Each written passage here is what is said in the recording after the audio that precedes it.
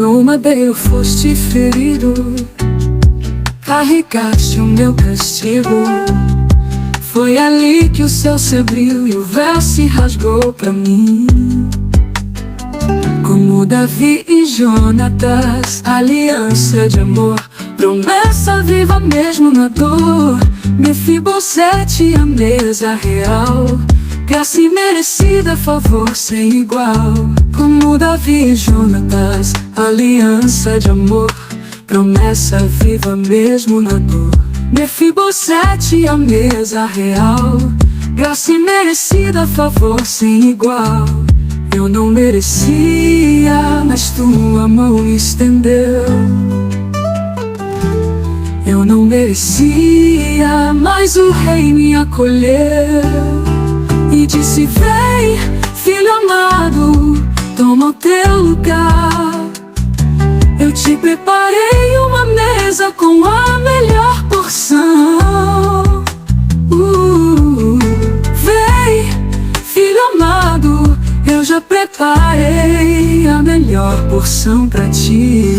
Vem, filho amado, toma o teu lugar. Eu te preparei uma mesa com a melhor porção. Vem, filho amado, eu já preparei a melhor porção pra ti.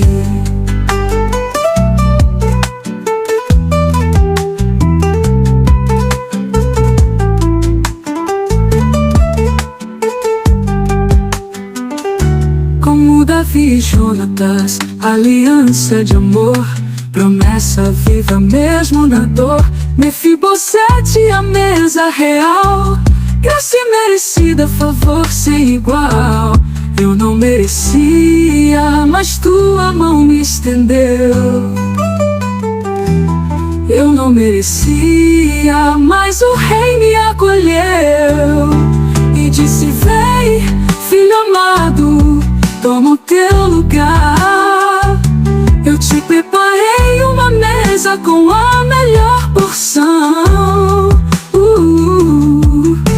Vem, filho amado, eu já preparei a melhor porção pra ti. Porção pra ti. Glórias a Deus. Você está alegre com Jesus essa noite? Eu estou muito feliz de poder estar com vocês, de poder pregar a palavra de Deus. Eu quero compartilhar com vocês um texto da Bíblia Sagrada. Quero fazer o uso da sua Bíblia. Você trouxe a Bíblia? Se trouxe a Bíblia, diz amém, aleluia, glória a Deus. Então, por gentileza, abra por favor a sua Bíblia, Evangelho de Jesus, segundo escreveu o Dr. Lucas, capítulo de número 7. Com a Bíblia aberta, nós vamos ler o capítulo 7. Vamos ler um texto no capítulo 7 e um texto no capítulo de número 8.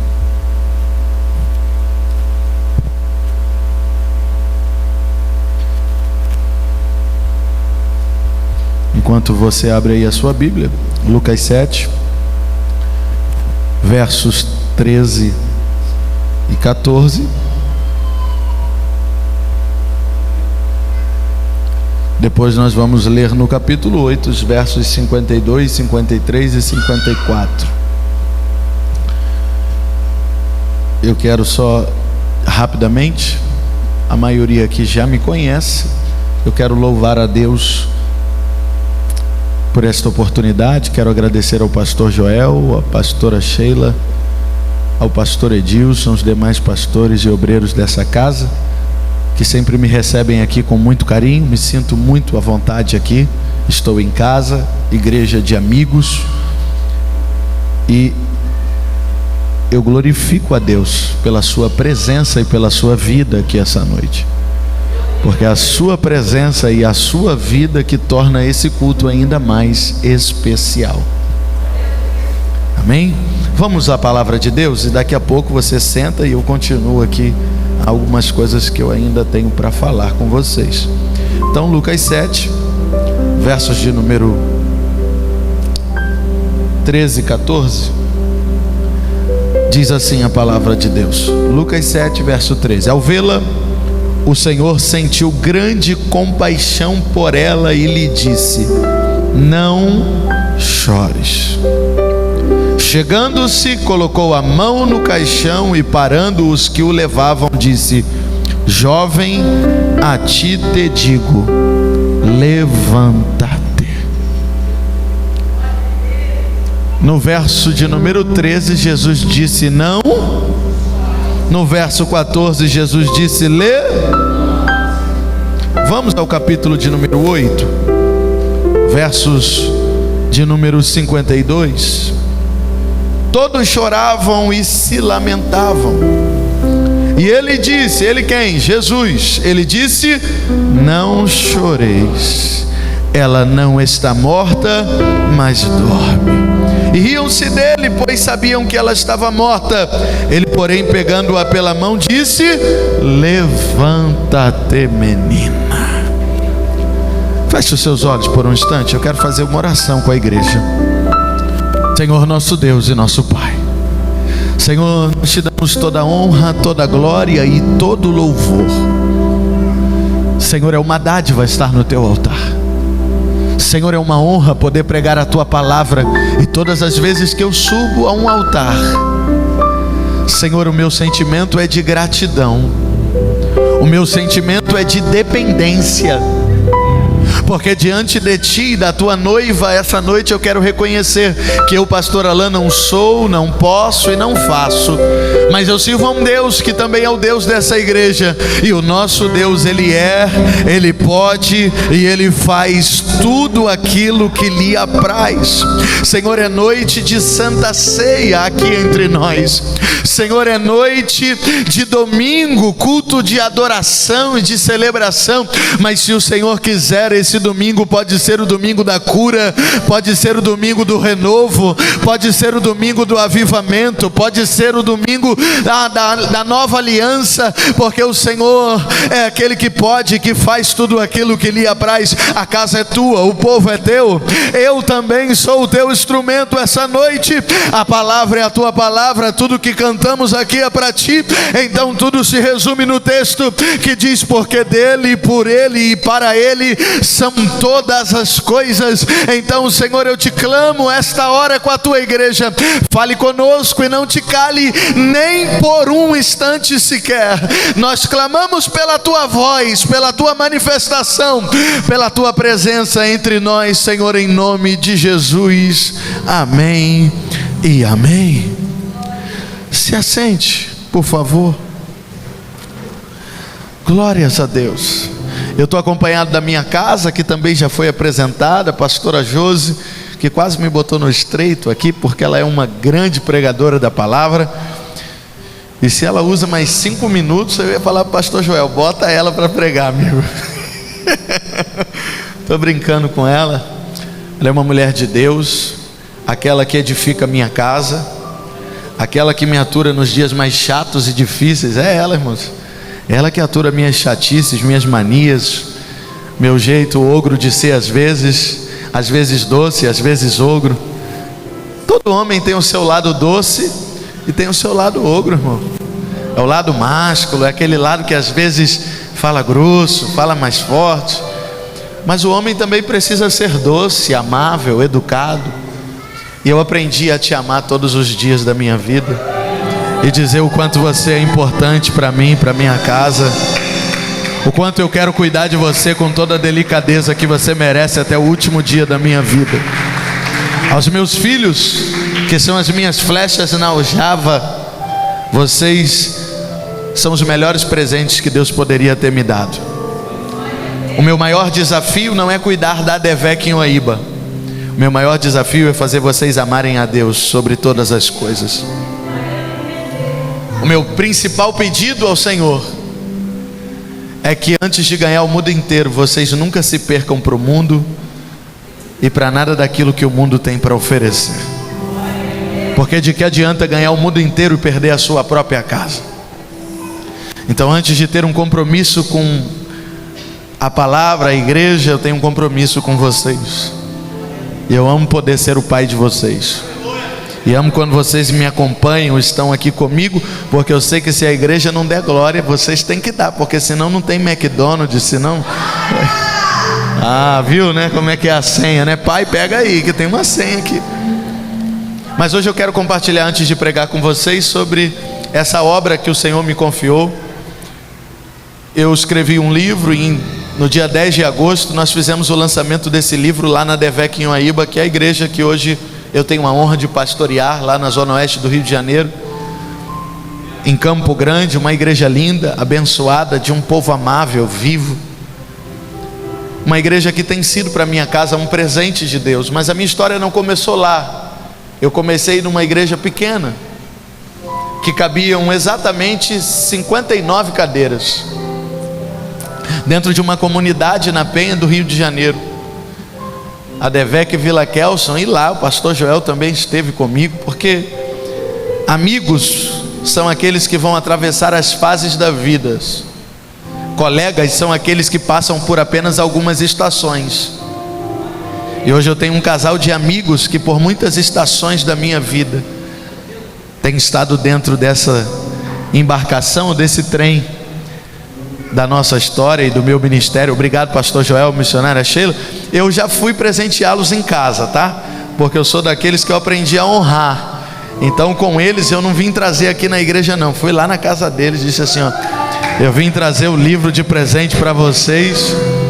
Por isso hoje eu não vou presentear o pastor Joel, mas como eu aprendi que honra não só se fala, se executa.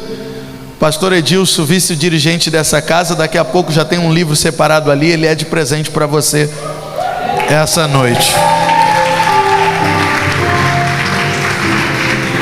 Mas quando eu escrevi esse livro, o Senhor me fez compreender algo que nós temos enfrentado nessa geração e nesse tempo. Bom, eu não sei se todos aqui nasceram em berço evangélico, mas eu não. Eu vim de um lar completamente complicado, vamos dizer assim. Os meus pais muito liberais, aquela vida que tudo pode, aquela adolescência que tudo pode.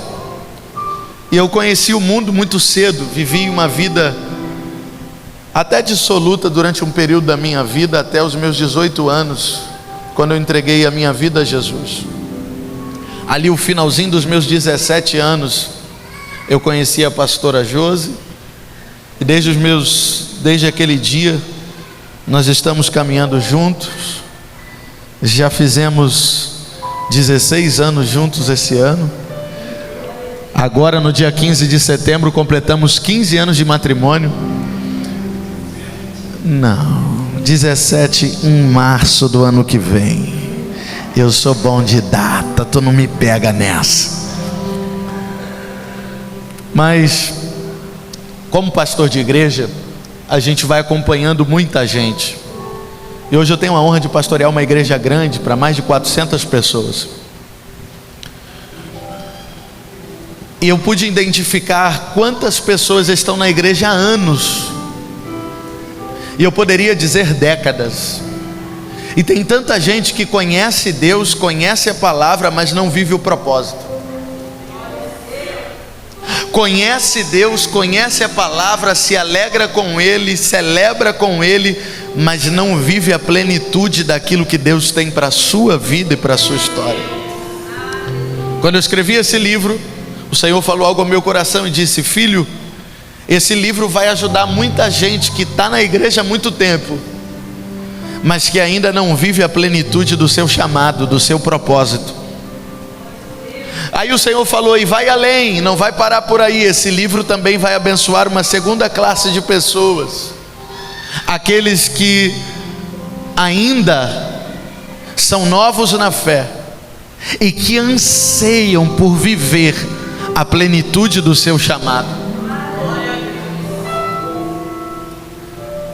E eu diria que vai abençoar também uma terceira classe de pessoas, aquelas que talvez ainda nem conhecem Jesus, mas são escolhidas por Ele desde o ventre, E eu tenho certeza que assim como cada um de nós aqui presentes, cada ser humano dessa terra nasceu para mudar a história. E foi aí que esse livro nasceu, baseado na história de Noé. Olhando para a vida de Noé, você vai encontrar um homem que ia na contramão da sua geração. Você vai encontrar um homem que foi completamente contrário a tudo que a sua época e a sua geração executava. Noé teve o privilégio de fazer aquilo que ninguém nunca antes tinha feito. Noé teve o privilégio de viver aquilo que ninguém nunca antes tinha vivido. Tudo isso por quê? Porque aceitou o chamado de Deus, porque aceitou o propósito de Deus. E quando você aceita o propósito, você é alguém que vai mudar a história da sua vida. Pastor, mas isso só está falando porque não sabe do meu momento. Deixa eu te explicar. Quando tudo na terra foi destruído, quando tudo na terra passou pela morte, Noé desce da arca e nos ensina que ainda que tudo tenha dado errado, com Deus é possível recomeçar. Pastor Alão, o que o senhor quer dizer? Eu quero dizer que você que está me ouvindo nasceu para mudar a história, e que esse livro, tenho certeza, vai te abençoar e vai te ajudar a viver a plenitude do propósito de Deus na sua vida. Então no final, hoje eu vou fazer aqui o que eu fiz no dia do lançamento lá na minha igreja. Um livro custa R$35 e 2 por 60. Se você quiser abençoar alguém, presentear alguém. Pastor, e se eu quiser levar mais de 2? Aí a gente conversa no final. Quem sabe você vai levar para abençoar pessoas na empresa, pessoas aonde você trabalha, eu não sei. Mas se você quiser levar, um é 35, 2 por 60. Cadê o outro que estava aí na embalagem?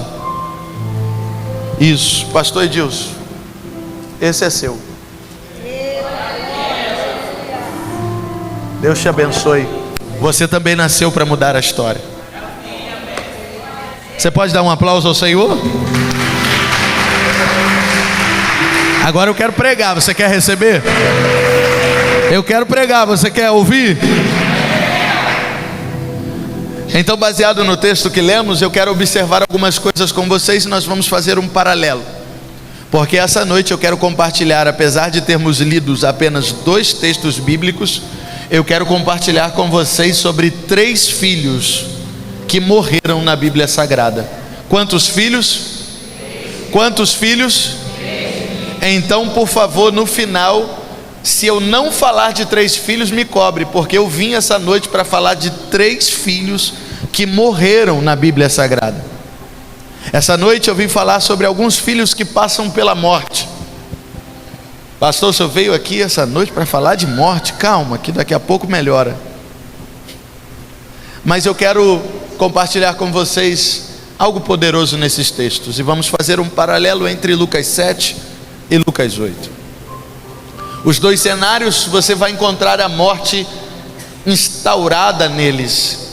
É verdade que quando você olha para Lucas 8, você vai encontrar Jairo, e quando Jairo sai de casa, a menina ainda estava morta, ela ainda estava enferma, ela estava perto da morte, mas ainda não estava morta. Então você vai encontrar a morte da filha de Jairo como uma morte ocasionada por uma enfermidade, sim ou não? Ela estava enferma, então seu pai deixa sua filha enferma em casa e vai à presença de Jesus. Em Naim de Lucas 7 é completamente diferente. Jesus vai ao encontro da viúva, e quando ele chega lá, o menino já estava morto, sendo carregado num caixão cujo destino final já estava definido. O destino final daquele menino era o sepulcro. O destino final daquele dia era o último abraço, era o último adeus, era o último olhar, era o último encontro, era a despedida. E aí você vai me observar algo poderoso aqui comigo, porque nesse segundo caso do filho da viúva de Naim, perceba, ela já enterrou o marido, ela já enterrou um filho, está enterrando o filho agora. Mas o caminho natural da vida não é uma mãe sepultar um filho. O caminho natural da vida são os filhos sepultarem os pais, sim ou não? Sim ou não? Então, quando eu vejo uma mulher que já sepultou o marido, agora está sepultando um filho, eu vou atrelar essa morte a um segundo tipo de morte. Porque pensando na morte, eu encontrei 3 razões que levam uma pessoa a óbito. Pastor, e o senhor pode compartilhar? Claro, já comecei compartilhando da filha de Jairo. Ela morreu porque estava enferma. Então a primeira causa que pode levar alguém a óbito é uma enfermidade, porque nós não estamos livres de passar por enfermidades. No mundo tereis aflições, mas tem de bom ânimo, eu venci. A Bíblia também diz: muitas são as aflições de um justo, mas o Senhor o livra de todas elas. Então, uma das primeiras causas de morte é a enfermidade. Agora, uma segunda causa da morte, eu chamaria ela de fatalidade. E o que são as fatalidades? Aquele dia que você não esperava, que você não planejava, que não tinha nada previsto para que aquilo pudesse acontecer, mas como uma surpresa acontece. Vou dar um exemplo para vocês. A minha família já viveu morte por enfermidade. Eu já perdi pessoas que eu amava por conta de um problema cardíaco, por conta de um câncer. Mas também já perdi pessoas em que eu amava por uma fatalidade. Por exemplo, o meu sogro faleceu aos 40 e poucos anos de vida, ainda saudável, ainda jovem, cheio de vida, cheio de planos, cheio de projetos. E num dia comum, fazendo a rotina de todos os dias, saiu de casa pela manhã com a sua moto, e ele fazia aquele trajeto todos os dias até a garagem aqui em Piabetá, aonde ele trabalhava como motorista de ônibus. Mas naquele dia comum, por volta de 5 e pouca da manhã, ele entra na rua da garagem, a moto derrapa, ele cai, e o ônibus da própria garagem que vinha saindo passa por cima dele. Uma fatalidade. Eu jamais imaginaria sepultá-lo tão jovem. Eu jamais imaginaria que ele não iria viver com os meus filhos o crescimento deles. Uma fatalidade. E você concorda comigo que uma mulher que já sepultou um marido e agora está sepultando um filho também é uma fatalidade? Sim ou não?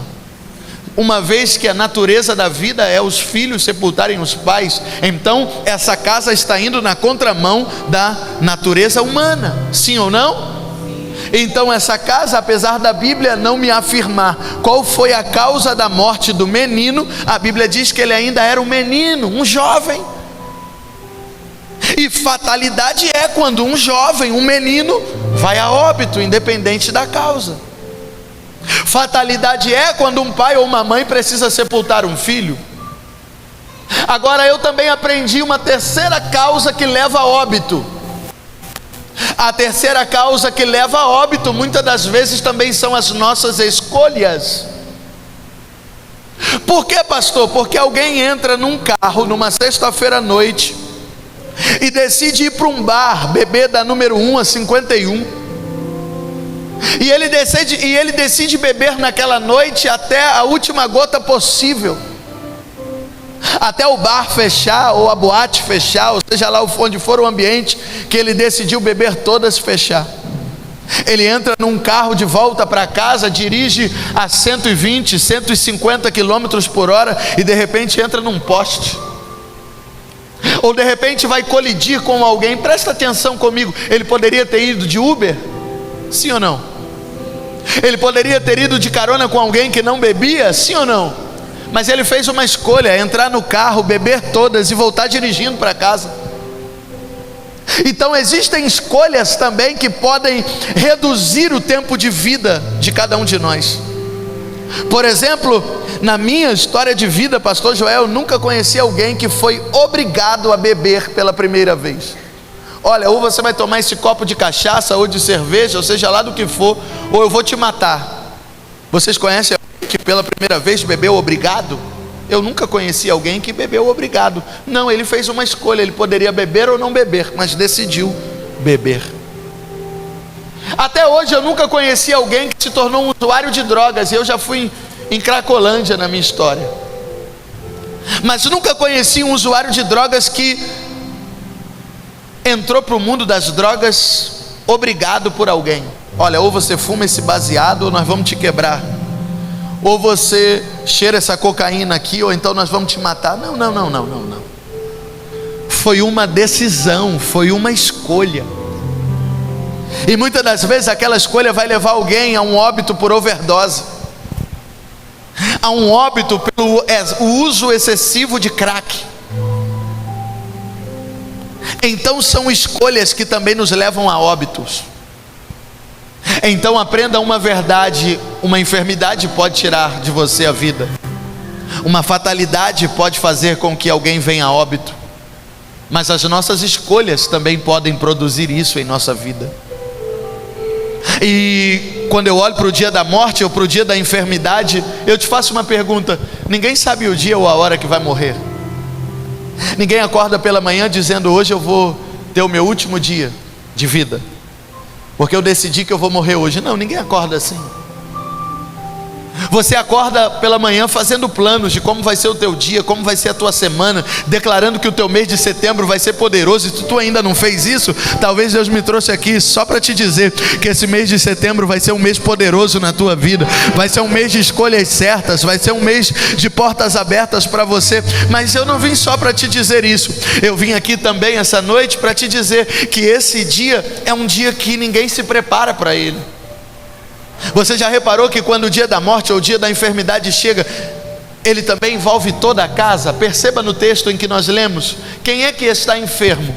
É a filha de Jairo, é a menina que está doente. Mas quem vai atrás de Jesus não é a menina, é o pai. Porque a menina está enferma, mas o pai está sentindo a dor dela, o pai está indo em busca do milagre dela, o pai está indo em favor daquilo que pode solucionar o seu problema. Então o pai, a mãe, a família, os amigos estão todos envolvidos, porque é assim. Eu me lembro que quando o Enzo tinha 3 anos, ele ficou 22 dias internado num hospital, e de repente numa noite lá no Albert Einstein, o meu amigo pastor Joel chegou lá com a pastora Sheila, e ele disse para mim: ainda que nós não possamos adentrar lá naquele quarto, eu vim aqui só para te dizer que eu estou contigo, que a minha casa está orando, que a minha casa está intercedendo. E isso por quê? Porque quando a gente passa por luta, os nossos amigos vivem também a luta, as pessoas que nos amam sofrem conosco. É ou não é verdade? Quando o dia do desemprego chega, não é só aquele que ficou desempregado que fica preocupado, a esposa fica, o marido fica, os filhos ficam, porque quando o problema chega, ele envolve toda uma casa. Agora, eu percebi também que todo problema deixa marcas, todo problema deixa marcas emocionais em cada um de nós. A enfermidade deixa marcas, a morte deixa marcas, mas além das marcas, eu tiraria algo que é muito poderoso no dia mau. O que é muito poderoso no dia mau? É que o dia mau faz com que percamos a perspectiva do futuro. O dia mau vai fazer com que nós mergulhemos no problema, na dor, na enfermidade, e percamos a expectativa de um amanhã melhor, de um futuro melhor, de um resultado melhor. E isso acontece todas as vezes que a morte chega na nossa casa. Ou será que foi só eu que já presenciei uma cena no dia do luto, de alguém dizendo para Deus no dia que está enterrando alguém que ama: ah, eu quero morrer também. Ah, Senhor, porque o Senhor não me levou junto? Ah, Senhor, a minha história está acabando aqui também. Isso é o quê? Isso é a perda da perspectiva do amanhã. É assim também quando alguém está num quadro profundo de depressão. Ela acredita que a dor ou a morte vai ser a solução daquele problema ou daquela dor, e por isso muitos são levados ao suicídio, porque eles acreditam que a morte vai ser a solução para o seu problema, que a morte vai ser a interrupção da dor. Só que eu vim aqui essa noite na contramão daquilo que alguém vai dizer, que a morte vai ser a interrupção da dor, para te dizer que a interrupção da tua dor tem um nome, para te dizer que o teu futuro tem um nome, para te dizer que na tua história tem um nome. E qual é o nome, pastor? O nome dele é Jesus de Nazaré. E eu também não vim aqui para criticar alguém que esteja vivendo um dia mau, porque eu não conheço a tua vida na intimidade, eu não conheço a tua história, e talvez tenham pessoas aqui me ouvindo dizendo: pastor, o senhor está falando isso porque o senhor não sabe o que eu estou vivendo. Eu estou passando por uma enfermidade, eu estou passando por um tempo difícil, eu estou passando por uma luta. Então essa noite talvez Deus me trouxe aqui para te dizer que quando você passar pelas lutas, é muito natural e humano você ter um quadro de choro, é muito natural e humano você se deparar com a dor e de repente as lágrimas começarem a descer de você, talvez até de uma forma incontrolável num determinado momento, porque a dor nos causa o choro, e é lícito chorar. Para com essa conversa, meu irmão, que homem não chora. Homem também chora sim, chora na presença, chora de dor, chora porque perdeu alguém. O que é que homem não faz? Homem não fica chorando à toa. Ai, que flor linda. Isso não é papel de homem não, irmão. Mas homem também chora, e chorar é humano, chorar é legítimo. Pastor, eu recebi um diagnóstico, pastor, e as lágrimas não estão conseguindo conter. Problema nenhum, irmãos. O que é que você não pode fazer? Eternizar o momento da dor. O que é que você não pode fazer? Eternizar o dia do luto. O que é que você não pode fazer? Eternizar o dia do diagnóstico. Você recebeu um diagnóstico já tem algum tempo, então essa noite eu vim fazer aqui o papel que Jesus fez naquele texto em que nós lemos, aliás, nos dois, porque Jesus chega num cenário de morte e ele libera a mesma palavra nos dois cenários, a mesma palavra nas duas casas, a mesma palavra para as duas famílias, e a palavra foi: não chores. E quando eu vejo Jesus falando isso, a minha primeira perspectiva é: Jesus foi insensível, Jesus foi indelicado, Jesus não respeitou o momento da dor. Negativo. O que Jesus está mandando um recado para aquela casa de Jairo, o que Jesus está mandando um recado para aquela viúva é: chorar não vai mudar a tua situação, chorar não vai mudar o teu cenário, chorar não vai trazer a perspectiva do futuro de volta. Mas eu vim aqui também não só para te dizer que chorar não vai mudar, eu vim aqui te dizer aquilo que vai trazer resultado, aquilo que vai mudar a tua história, aquilo que vai fazer você viver algo novo. Então Jesus diz para aquela mulher: não chores, mas ele toca no menino e diz: lê. Ah, pelo amor de Deus, eu estou sozinho, pastor Joel. Ele toca no menino, ele olha para a mãe e diz: não chores, mas ele toca no menino e diz: lê. Ele entra na casa de Jairo, diz para quem está perto assim: não chores, mas ele toca na menina e diz: é porque chorar nunca mudou o cenário, mas levantar. A primeira coisa que levantar vai fazer é você sair do lugar da dor, é você sair do lugar do choro, é você sair do lugar da tristeza, é você sair do lugar da enfermidade. Então, pelo amor de Deus, o nosso Deus não mudou. A minha Bíblia diz que Ele é o mesmo ontem, hoje e eternamente o será. Eu estou falando para gente que já viveu o milagre, eu estou falando para gente que já viveu o extraordinário, eu estou falando para gente que já viu Deus agir outras vezes. Então, pelo amor de Deus, sai do lugar da dor, sai do lugar do choro, levanta-te.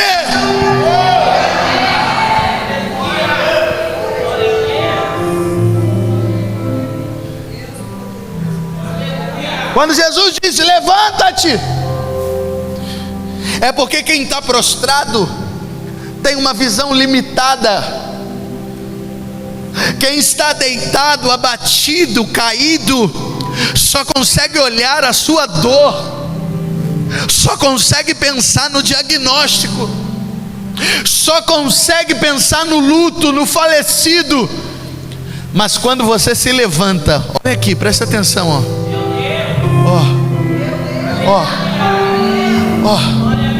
Quando você se levanta, o que é que volta, pastor? A visão total e completa.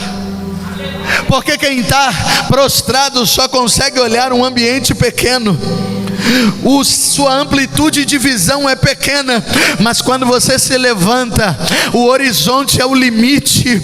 Quando você se levanta um pouco mais a tua cabeça, o salmista diz: eleva os meus olhos para os montes, de onde me virá o socorro? O meu socorro não vem do chão, o meu socorro vem dos céus, do Criador dos céus e da terra. Então, pelo amor de Deus, talvez Deus me trouxe aqui de Campo Grande essa noite só para te dizer: sai do ambiente da dor, sai do ambiente do luto, sai do ambiente da tristeza, levanta essa cabeça, porque tem um amanhã chegando para você, tem uma nova estação chegando para você, tem um novo tempo chegando para tua casa.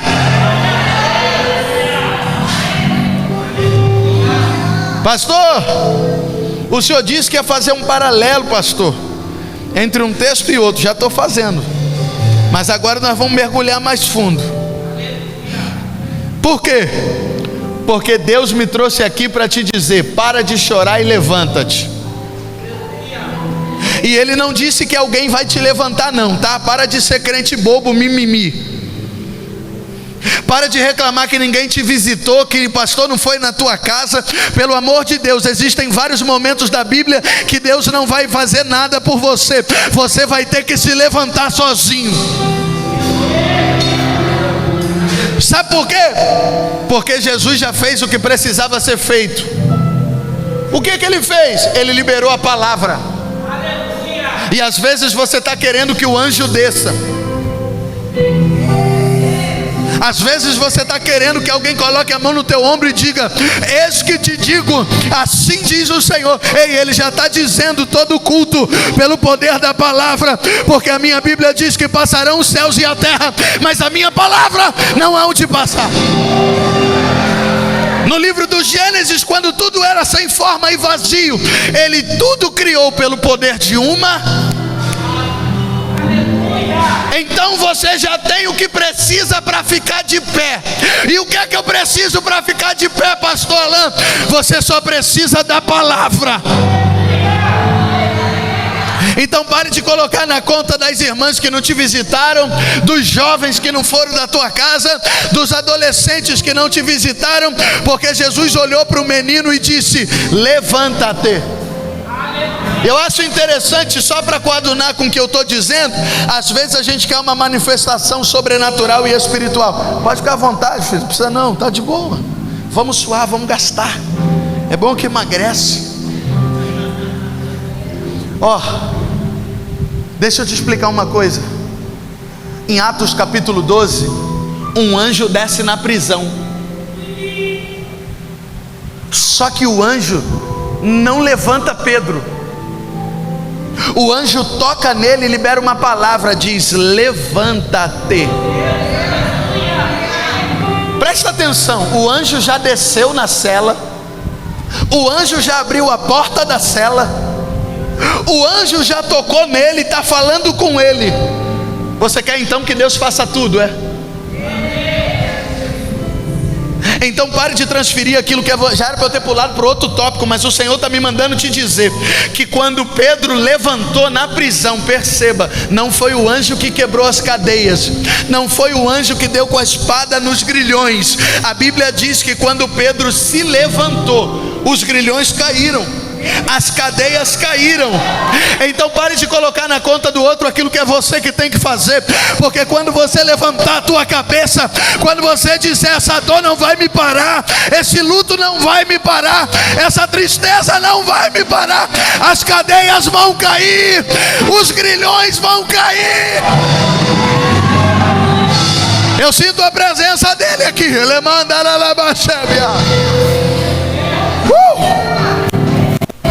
Pastor, eu juro que eu ia pregar uma mensagem devagarzinho.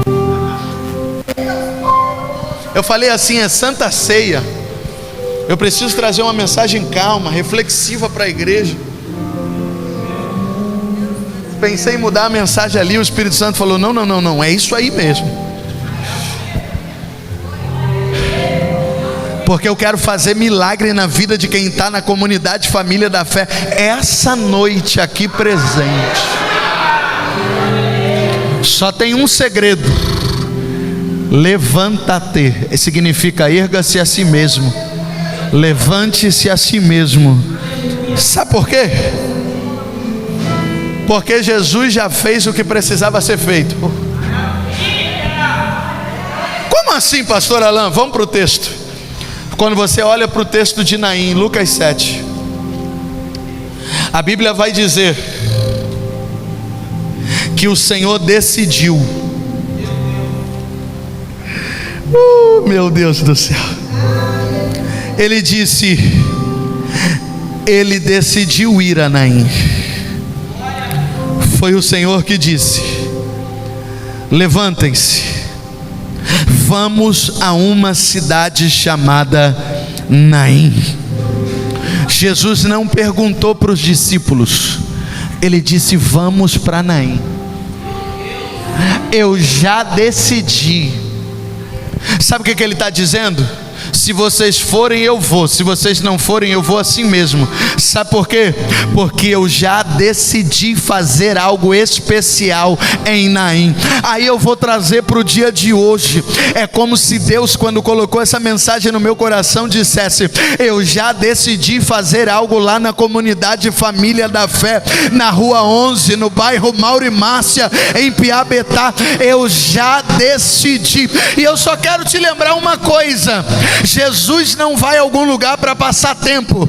Jesus não é como eu e você, que senta na padaria para tomar café e jogar a conversa fora. Aonde Jesus vai tem propósito. Aonde Jesus vai, ele vai para fazer. Aonde Jesus vai, ele vai para operar. Então perceba, para Naim, a Bíblia diz: eu decidi ir. Eu quero só te lembrar o que diz a Bíblia quando Deus decide: ainda antes que houvesse dia, eu sou. Não há quem possa escapar das minhas mãos. Operando eu, quem impedirá? Oh meu Deus. Então deixa eu te explicar o que Jesus está dizendo quando ele disse: eu já decidi, vamos para Naim. Ele está dizendo: com morte, com choro, com tristeza, com dor, não importa, eu já decidi, vou fazer. A morte vai ter que sair, a tristeza vai ter que sair, a dor vai ter que sair, porque eu já decidi fazer. Tem alguém para receber? Ele já decidiu. Larai, Jorkeb, Naralabás. Só que com Jairo foi diferente. Não foi Jesus que decidiu ir à casa de Jairo. Foi Jairo que entendeu a necessidade e foi até Jesus. Então, pelo amor de Deus, não ache que o milagre do outro vai ser como o seu, não.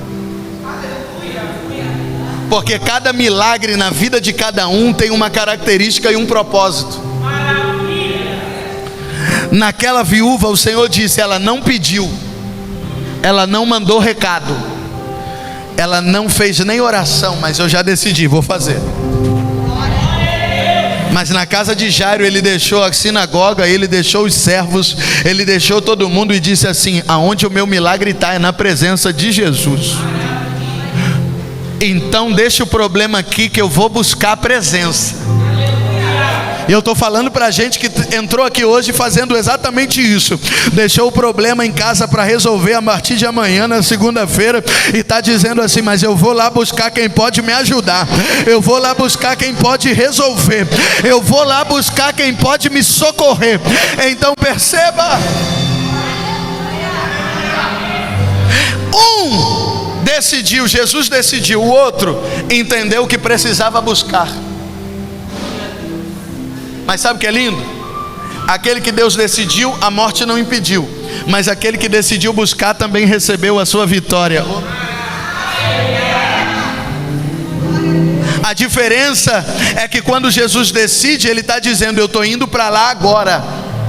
E quem vem buscar, deixa eu só te explicar isso aqui, não é que ele não vá fazer, ele vai, ele já sabe do problema, só que não é no teu tempo. Porque ele poderia ter ido imediatamente para a casa de Jairo, mas no meio do caminho teve uma mulher com 12 anos que tocou nele, o milagre parou, Jesus parou, e o milagre de Jairo ficou para depois. Mas não é porque parece que o teu milagre está ficando para depois que ele não vai fazer, porque em João capítulo 11 ele também disse assim: eu já decidi, vamos para Betânia, porque eu vou ressuscitar Lázaro, então a morte vai ter que sair. Ah, meu Deus, quando ele chega lá, Marta e Maria dizem: mas se tu estivesses aqui, o meu irmão não teria morrido. Jesus olha para ela e diz: Marta, você está precisando entender uma verdade, eu sou o caminho, a verdade e a vida. Marta, deixa eu te explicar uma outra coisa, eu vou te entender, ninguém vai ao Pai senão por mim. Agora eu vou te explicar uma outra coisa, Marta. Marta, eu sou a ressurreição e a vida, e ainda que eu esteja morto, quem crê em mim, viverá. Eu sou a ressurreição e a vida. Ele está dizendo: eu sou ontem, eu sou hoje e eu sou amanhã. Marta, você está preocupada com um tempo, dizendo que não dá mais para resolver, só que eu estou aqui agora. Deixa eu te explicar, até pode não ter sido no teu tempo, mas se você mandou um recado para ele, mas se você foi à presença dele, ele já ouviu o teu recado e já está caminhando em direção à tua casa, à tua necessidade, ao teu problema, à tua dor.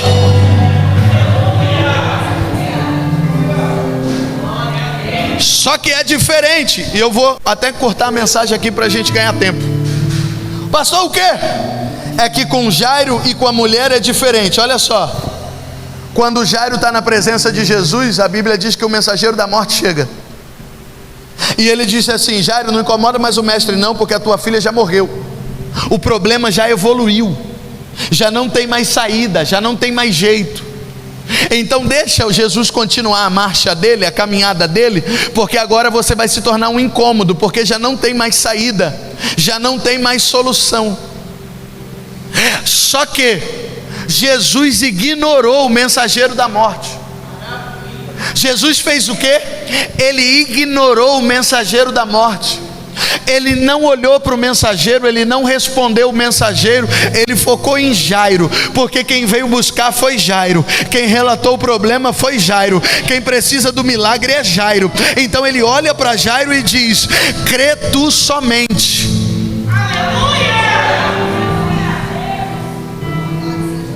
O que é que Jesus está dizendo? Se você puder acreditar, se você tiver fé para acreditar, eu tenho poder para realizar, eu tenho poder para fazer na tua vida.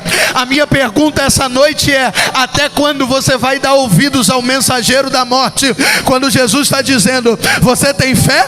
Porque se você tiver fé, eu tenho poder para fazer, eu tenho poder para curar, eu tenho poder para ressalvar, eu tenho poder para agir. E com a mulher foi diferente. Num lugar, mensageiros que falavam notícias de morte, e no outro, mensageiros que carregavam para a morte. Presta atenção. Em Jairo tem um mensageiro que fala: acabou, não tem mais jeito. Em Naim tem carregadores da morte, que estão segurando o caixão e carregando o menino para a sepultura. Pastor Joel, para carregar um caixão hoje, pelo menos 6 pessoas, dependendo do porte físico, irmãos. Se for muito fortinho, vai ter que ser pelo menos 8. O que o senhor está querendo dizer? É que precisa de muita gente para levar para a morte. E você já reparou que na nossa vida sempre tem muita gente que nos convida para um caminho de morte? Quando na verdade, para levar para a morte, e essa é a realidade, tem muito.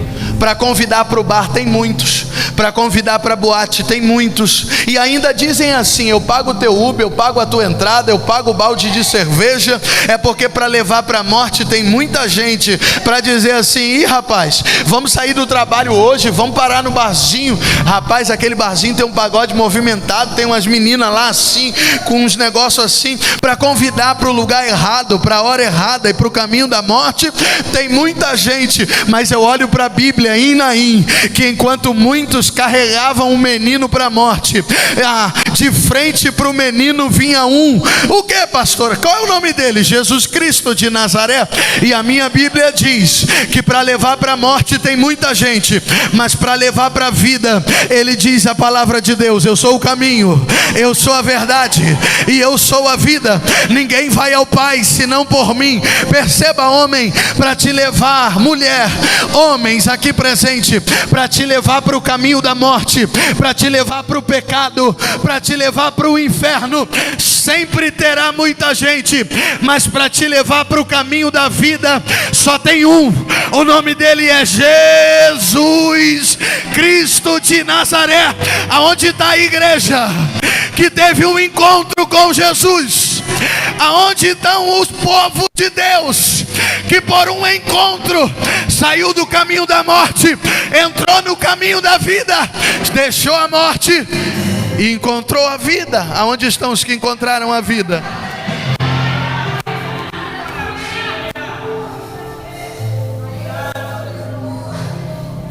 Então, pelo amor de Deus, não se espante se a partir de hoje, depois desse encontro com Jesus e com a sua palavra essa noite, quem te carregava para a morte vai ter que parar. Quem te carregava para a morte vai ter que parar. Porque quando Jesus tocou o caixão, a Bíblia diz: e os que o levavam pararam. Vai interromper o caminho, vai interromper o processo. Porque quando Jesus entra, tem que mandar avisar o coveiro que a cova vai ter que ser fechada, porque esse caminho não é mais o teu caminho, porque esse lugar não é mais o teu lugar, porque esse ponto final não é mais para você.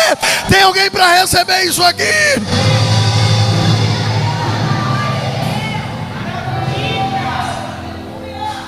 Pastor, e o que mais?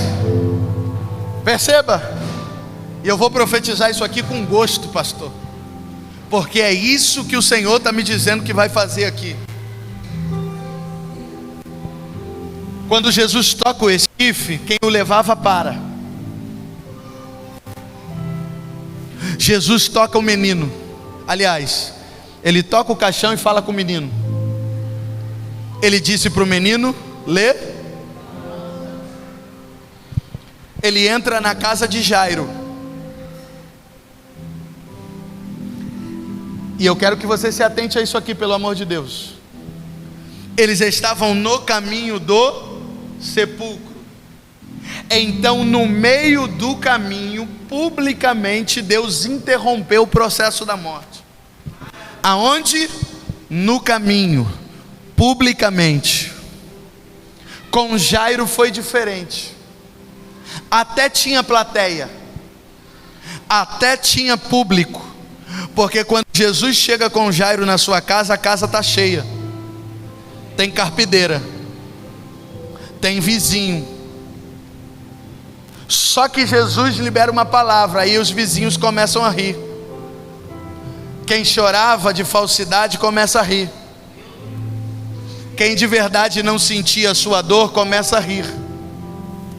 Aí Jesus olha e diz assim: então peraí, você que riu, sai. Você que debochou, sai. Você que disse que era impossível, sai. Você que disse que não tinha mais jeito, sai. Você que estava dizendo que nada nem ninguém poderia solucionar esse caso, sai também. Você aí do fundo, que nem acredita, que é um incrédulo, sai também. Porque tem milagres que vai ser na frente de todo mundo, mas existem milagres que Jesus vai selecionar a plateia. Aí Jesus vai dizer: o fofoqueiro sai, o invejoso sai, aquele que aponta mas não acredita sai, porque esse milagre aqui dentro da casa, só Jairo, a mãe da menina, os Pedro, Tiago e João, porque existem milagres na minha e na tua história que serão dentro de casa e com plateia selecionada. Só que seja em casa ou seja na rua, quando tem um encontro com Jesus, o resultado é um só: milagre. Diga assim comigo: em casa ou diante da multidão, eu vou viver o meu milagre.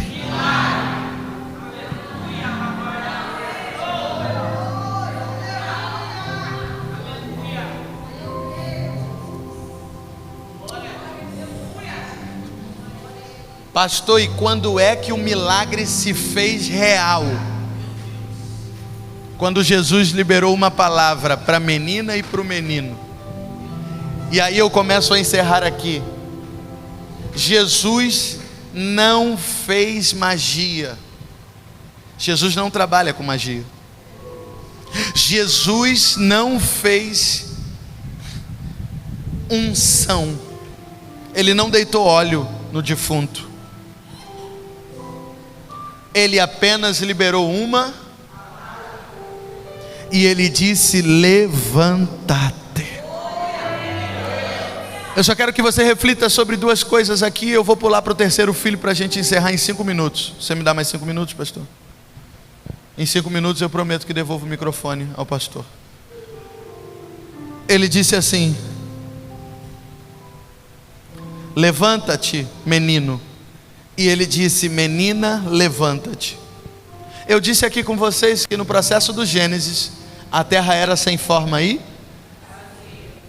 ao ouvir a voz de Deus, aquilo que era vazio e não tinha forma, começou a entrar no processo de transformação. Não precisou deitar azeite na terra, não precisou fazer movimento, não precisou dizer anjo desce, não. Ele só liberou uma. E aqui eu me perguntei assim: por que é que o Senhor Jesus não disse morte, sai dele? Mas ele disse: menino, levanta-te, menina, levanta-te. O Espírito Santo disse assim: Alain, a vida nunca dará satisfações à morte, porque a vida caminha em triunfo sobre a morte. A minha Bíblia diz que ele venceu o inferno e a morte. Nós estamos em noite de Santa Ceia. Ele ressuscitou ao terceiro dia, dizendo: onde está, ó morte, a tua vitória? Onde está, ó morte, o teu aguilhão? A morte nunca pode detê-lo. É por isso que ele não fala com a morte. Ele fala com quem precisa viver o milagre. Tem alguém que precisa viver um milagre aqui essa noite? Porque ele não deve satisfação para o ponto final, ele não deve satisfação para quem carrega caixão, ele não deve satisfação para mensageiro de morte, ele não deve satisfação para a morte. Ele diz: levanta-te.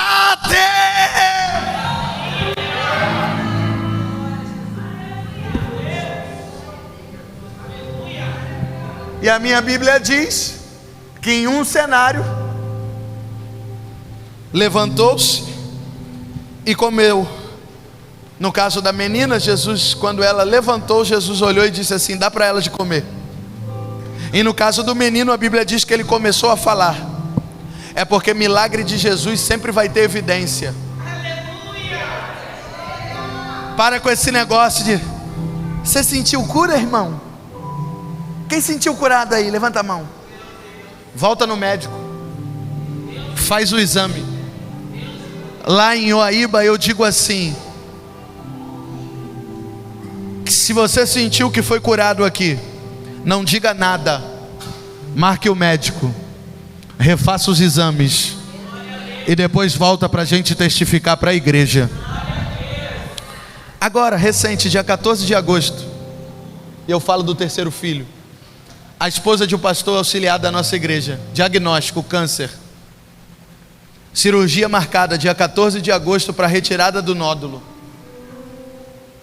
10 dias antes nós estávamos num período de jejum e oração na igreja, meia-noite. Em um dos dias eu falei assim: pastora, Deus está me mandando orar pela Mari agora. Pega o azeite, põe a mão nela e vamos orar agora. E eu na minha oração disse assim: Senhor, Tu és o mesmo ontem, hoje e eternamente o será. Senhor, Tu me deu ordem agora para interceder por ela. Então, Senhor, eu não vou interceder, faz a Tua vontade, eu vou interceder. Entra com a cura agora, Jesus. Opera o milagre agora, Jesus. E quem sabe ela vai entrar naquela mesa de cirurgia, o médico vai procurar e não vai encontrar. Dia 14 de agosto ela foi para cirurgia marcada, entrou no hospital de manhã, a cirurgia era tarde, fez todos os procedimentos, entrou na mesa cirúrgica, o médico abriu o seio, quando procurou e não encontrou. Por quê? Porque Deus não muda. E basta uma palavra. Você, crente da comunidade Família da Fé, essa noite, para viver milagre, já recebeu uma palavra: levanta-te.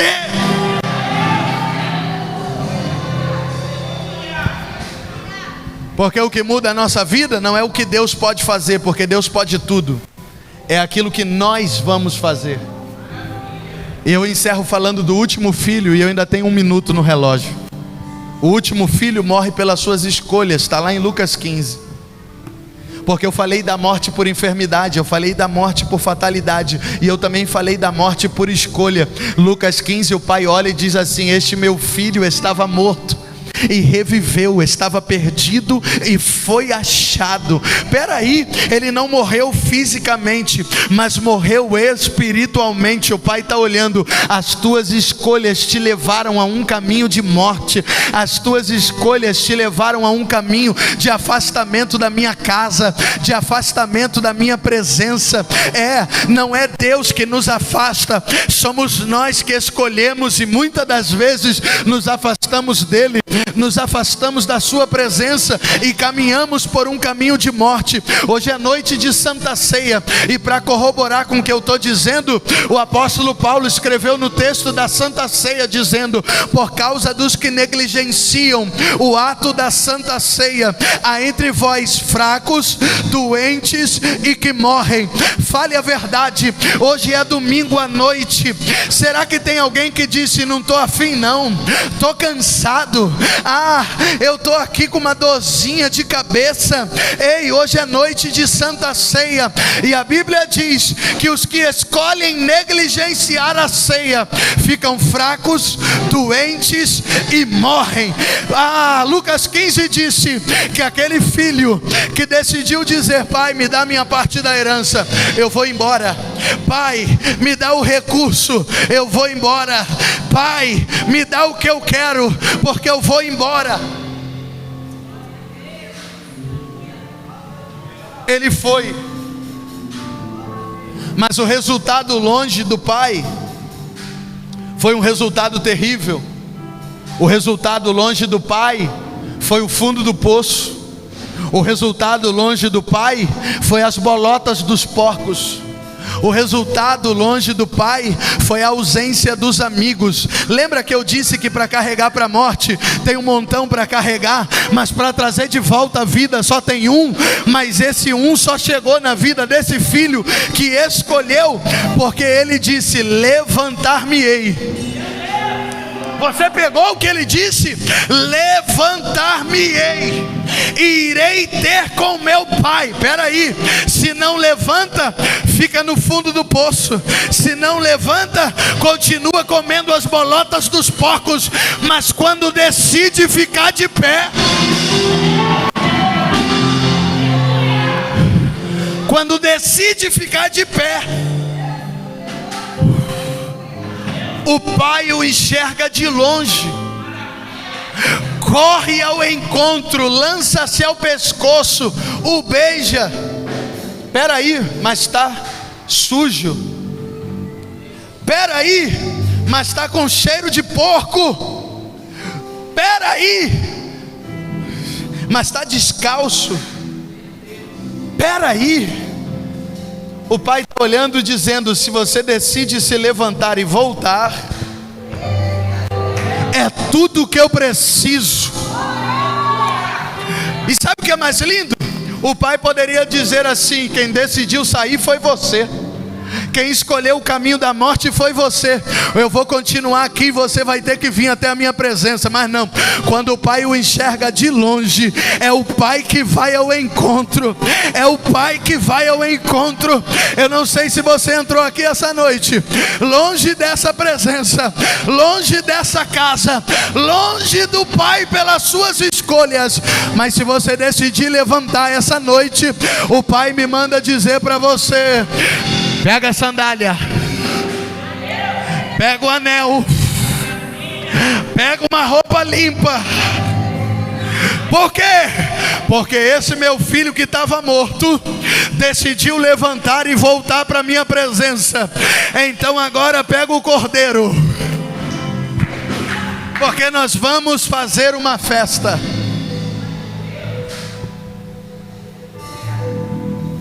Quando morre, não há festa, há luto. Mas quando volta, tem festa. Quando você escolheu sair da presença, os irmãos ficaram em luto, a igreja ficou de luto, o pastor fica de luto, o pai fica de luto. Mas quando você escolhe voltar, o pai diz assim: então chegou a hora da festa. Porque da mesma forma que ele escolheu sair, ele está escolhendo voltar. Fica de pé comigo, por favor.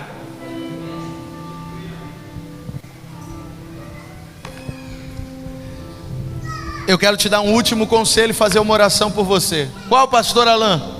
Não morra pelas suas escolhas. Vou repetir qual é o conselho: não morra pelas suas próprias escolhas. Deuteronômio 28 vai dizer: entre a vida e a morte, escolhe pois a vida para que vivas. A escolha é sua. A escolha de voltar essa noite também é sua. Eu não sei se tem alguém entre nós afastado do caminho do Senhor, ou que talvez nunca entregou a sua vida a Jesus, mas as tuas escolhas estavam te levando para um caminho de morte. Mas aquele que é a vida está aqui esta noite, e nós vamos celebrar não apenas a morte dele, mas porque ele está vivo. O seu túmulo está vazio, ele está à destra do Pai, e ele nos disse: eu vou voltar para te buscar. Se você estiver entre nós, jovem, adolescente, homem, mulher, e você precisa voltar para Jesus, porque as tuas escolhas te levaram para fora da casa, para fora da presença, mas hoje você decide voltar. Então eu quero, antes de devolver o microfone ao pastor Joel, orar por você. Peça licença e venha ao altar correndo. Eu quero orar por você. Pastor, eu entrei afastado. Volte para Jesus essa noite. Pastor, na verdade eu nunca tive um encontro com Jesus. Que bom, você estava no caminho da morte, mas essa noite Jesus decidiu colocar essa palavra no meu coração, para corrigir o teu caminho, para um caminho de vida, para um caminho de eternidade. Eu sei que nesse momento existe uma guerra, existe uma luta, existe uma batalha espiritual. A mão começa a suar, a perna começa a tremer, o coração vai ficando acelerado. O que é isso, pastor? É o Espírito Santo dizendo: filho, volta para casa, filho, volta para a minha presença, filho, vem, porque eu estou te esperando. Eu tenho um anel de volta para te dar, eu tenho uma roupa limpa separada para você, eu tenho uma sandália para colocar nos teus pés, porque a tua história vai mudar, a tua vida vai mudar. Só precisa de uma decisão: levanta-te, levanta-te. E o filho pródigo disse: levantar-me-ei e irei ter com meu pai. Se você está entre nós e o Espírito Santo está falando ao seu coração, eu não conheço todos aqui, volte para Jesus essa noite, entregue a tua vida a Jesus esta noite.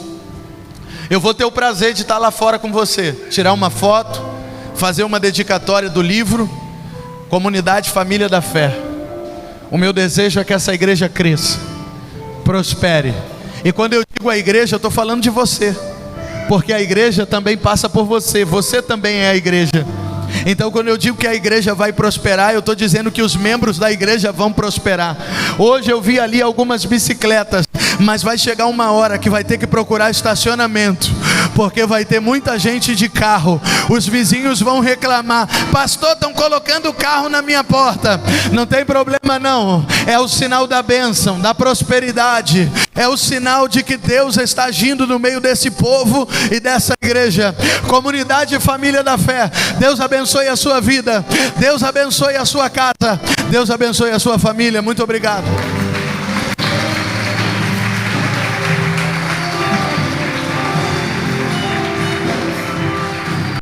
A escuridão deu a luz, o amor que nunca nos conduz. Nos braços dele achei meu lar e nunca mais vou me afastar.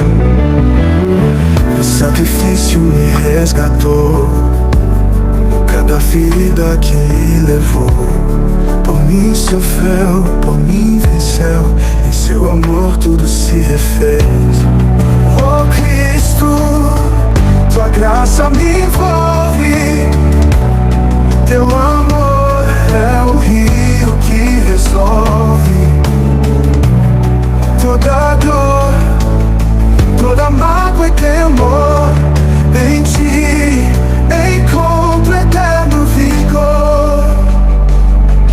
Os céus declaram sua glória e a cruz nos conta a sua história.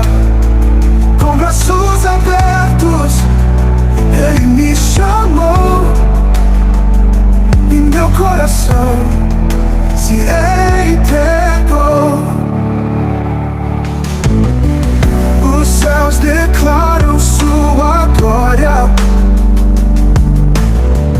e a cruz nos conta a sua história. Com braços abertos ele me chamou e meu coração se entregou. Nada separa, nem céu nem mar. Teu amor sempre vai me alcançar. Tua presença é meu refúgio e paz. Em ti meu espírito sempre jaz. Oh Cristo, tua graça me envolve, teu amor é o rio que resolve toda dor, toda mágoa e temor. Em ti encontro eterno vigor, eterno vigor. Encontro eterno vigor.